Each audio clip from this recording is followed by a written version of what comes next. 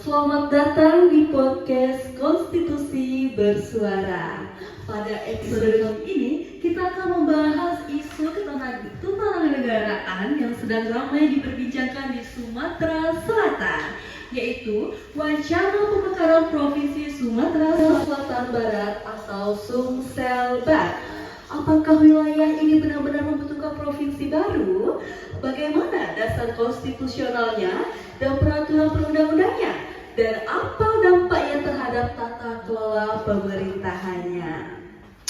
Nah, telah hadir bersama saya Dr. Vina Firmajuwita SHMH. Bersama Dr. Vina sebagai ahli tata negara serta Kak Putri Salsabila, minum tangan dulu sayang. Sebagai mahasiswa hukum Universitas Sriwijaya yang bersikap kritis terhadap pemekaran. Oke, mari kita mulai saja. Nah, Ibu Doktor, bisa dijelaskan bagaimana munculnya wacana pembentukan Sumatera Selatan Barat? Oke, kalau kita bicara tentang wacana ya, sebenarnya wacana pembentukan provinsi baru di Sumatera Selatan ini udah direncanakan dari beberapa pekan yang lalu, dari beberapa waktu yang lalu. Jadi, wacana pembentukan provinsi baru Sumatera Selatan Barat, Sumatera Selatan ini yaitu Sumatera Selatan Barat atau Sumselbar, ini bisa dikategorikan untuk beberapa daerah nih, seperti di Oku Selatan, Pagaralam, sebagian daerah di Lahat, dan daerah-daerah Sumatera Selatan lainnya. Kenapa harus membuat provinsi baru nih? Dikarenakan nih masyarakat di beberapa daerah tersebut, di daerah yang kita sebutkan ini tadi, mereka nih mengalami banyak sekali kendala untuk akses ke kota besar, ibu kota Sumatera Selatan, di Palembang. Terus pembangunan ekonomi yang belum merata juga. Ini nih pemerintah ini menampung semua aspirasi dari masyarakat ini. Makanya ada pembentukan wacana untuk membentuk Sumatera Selatan Barat. Nah, kalau kita lihat nih secara hukum, pembentukan Sumatera Selatan Barat ini ada beberapa landasan. Seperti yang pertama itu yang mungkin saya pelajari bersama-sama, ada anak hukum di sini. Itu pada pasal 18 ayat 1 Undang-Undang 1945. Nah, yang menyatakan bahwa Negara Kesatuan Republik Indonesia dibagi atau atas daerah-daerah provinsi, dan daerah provinsi itu dibagi atas ke kabupaten dan kota. Nah, berdasarkan undang-undang ini nih memberi dasar bahwa negara memang dapat membentuk provinsi baru. Selanjutnya juga itu ada pasal 18 ayat 2 Undang-Undang 1945 yang mengatakan bahwa pemerintah daerah ini dapat mengatur dan mengurus sendiri urusan pemerintahan menurut asas otonomi dan juga pembantuan tugas hukum. Artinya, semangat pemekaran adalah memperkuat otonomi daerah agar pelayanan publik lebih dekat dan lebih efektif. Terus nih, kalau kita mau bicara secara teknis, diatur dalam Undang-Undang Nomor 23 Tahun 2014 tentang pemerintahan daerah, terutama pada pasal 31 sampai pasal 38.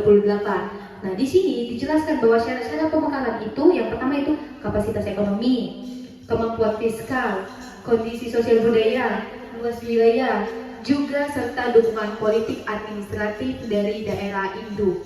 Ditambah lagi ketentuan dalam Undang-Undang Nomor 23 Tahun 2014 nih tentang pemerintahan daerah, sebagaimana telah diubah dengan Undang-Undang Nomor 2 Tahun 2015 dan Undang-Undang Nomor 9 Tahun 2015, serta diperjelas lebih lanjut melalui Peraturan Pemerintah Nomor 78 Tahun 2021 tentang Peraturan Daerah, menegaskan bahwa pemekaran daerah dilakukan secara sangat efektif dan hanya dapat dilaksanakan setelah mendapatkan persetujuan pemerintahan pusat.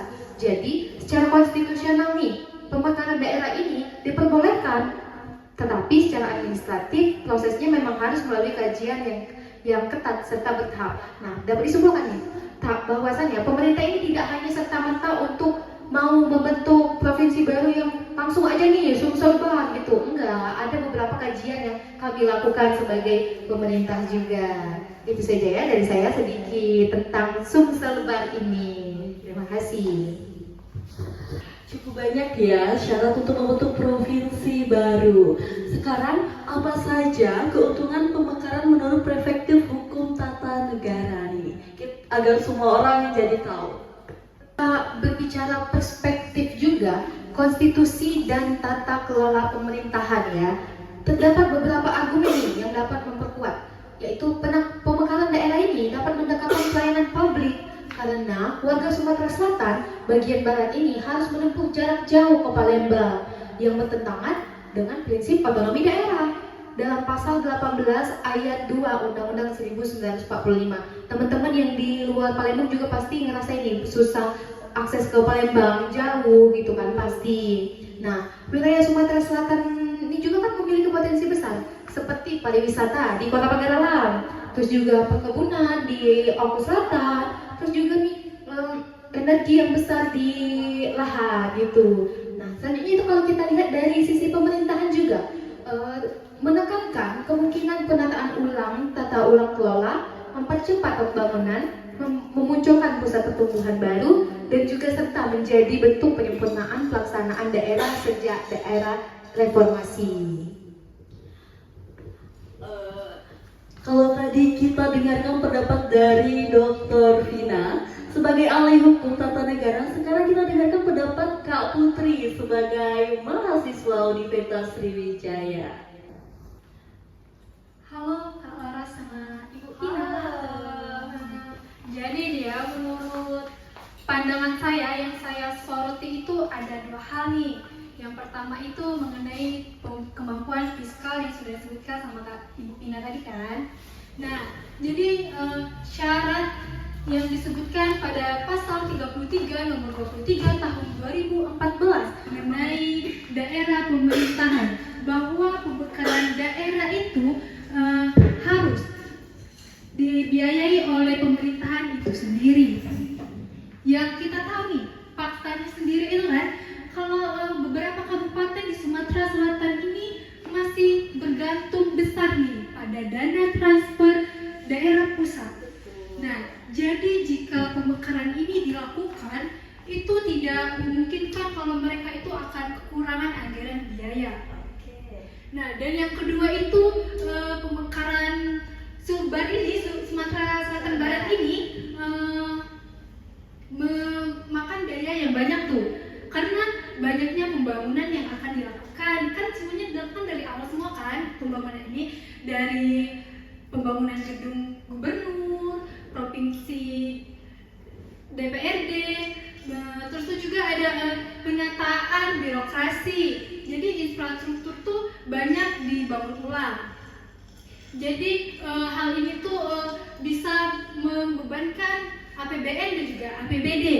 Nah, saya khawatir pemekaran ini tidak menyelesaikan akan masalah, tetapi bukan karena ini kan penyebab besar itu kan karena luasnya wilayah. Nah, dengan adanya tata pengelolaan yang baru, kita bisa menyelesaikan masalah ini bukan dengan melakukan pemekaran provinsi baru. Kan tadi sudah disebutkan nih sama Ibu Pina, kalau Undang-Undang Nomor 23 Tahun 2014 ini telah diubah nih menjadi Undang-Undang Nomor 2 dan Nomor 9 Tahun 2015. Nah, jadi jika pemekaran provinsi ini dilakukan secara teori boleh saja, tetapi jika emang dilakukan secara real itu menurut saya daerahnya itu kurang memadai, begitu Ibu. Oke, terima kasih Kak Putri atas argumennya. Nah, menurut Dr. Vina, kalau pemekaran ini benar-benar terjadi, apa dampak hukum dan politiknya? Oke, tentu ya kalau kita berbicara tentang wacana ini pasti akan ada dampaknya. Nah, dampaknya ini pasti luas teman-teman.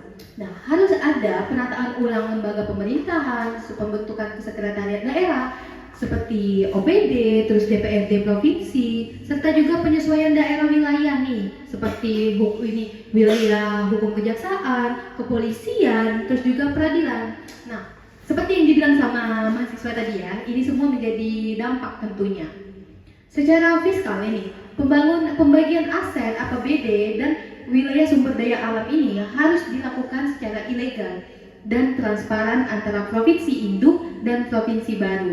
Dampaknya ini pada politik daerah sangat berat nih, sangat besar gitu kan. Wilayah baru ini akan menghadirkan aktor-aktor politik yang baru, terus peta pemilu baru, terus dan hubungan pusat daerah juga ikut bergeser tentunya. Dari sisi administrasi negara juga nih, pembentukan provinsi baru ini memerlukan evaluasi konsisten terhadap indikator yang telah diatur pada pasal 31 sampai 38 Undang-Undang Nomor 23 Tahun 2014 tentang pemerintahan daerah. Oke, tadi kita sudah mendengarkan dua perspektif yang saling melengkapi. Dari Dr. Vina sendiri menekankan Sumatera Selatan Barat secara konstitusional memungkinkan selama memenuhi syarat yang ditentukan oleh pasal 18 ayat 1 dan 2 Undang-Undang 1945 serta ketentuan rinci pasal 31 sampai 35 Undang-Undang Nomor 23 Tahun 2014. Sementara itu, dari perspektif mahasiswa, Putri Salsabila mengingatkan bahwa syarat-syarat tersebut bukan formalitas, tetapi harus benar-benar dipenuhi secara objektif, terutama mengenai kemampuan fisikal dan kesiapan administratif. Nah, pemekaran daerah bukan sekedar memisahkan wilayah, tetapi besar dalam tata kelola negara. Karena itu, isu Sumsel baru ini harus diputuskan lewat kajian komprehensif, bukan sekedar dorongan politik. Terima kasih atas pengetahuannya kepada narasumber dan pendengar. Sampai jumpa di podcast Konstitusi Bersuara episode berikutnya.